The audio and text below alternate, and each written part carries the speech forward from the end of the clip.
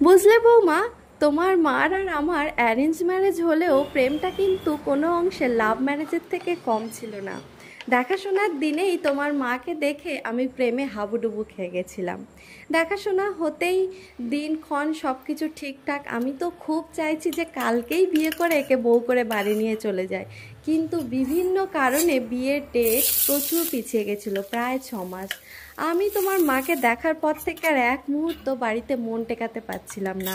যাই করেই হোক ওর সঙ্গে আমি দেখা করতে চাইছিলাম, কিন্তু তখনকার দিনে তো এরকম এখনকার মতো এত আধুনিক ছিল না যে দেখা চাইলেই দেখা করা যাবে। দেখা করা খুব মুশকিল ছিল। তো অনেক কষ্টে অনেক করে তোমার মার সঙ্গে আমি দেখা করতে গিয়েছিলাম চুরি করে। কেমন করে জানো? ওদের রান্নাঘরের চালে উঠে বাড়ির ছাদে দেখা করতে গেছিলাম।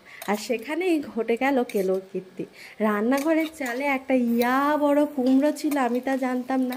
যেই না উঠেছি কুমড়ো সমেত হুড়মুড় করে এসে পড়েছি উঠানে। ব্যাস, শাশুড়ি মা দেখে ফেলেছে।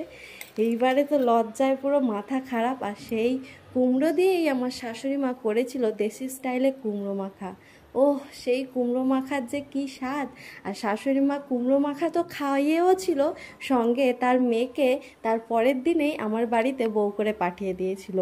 বলো তো বৌমা, এরকম কি কারোর ভাগ্যে হয়? 6 মাস পিছিয়ে যাওয়া বিয়েটা কুমড়ো মাখা খাইয়ে পরদিনেই হয়ে গেছে। এরকম তা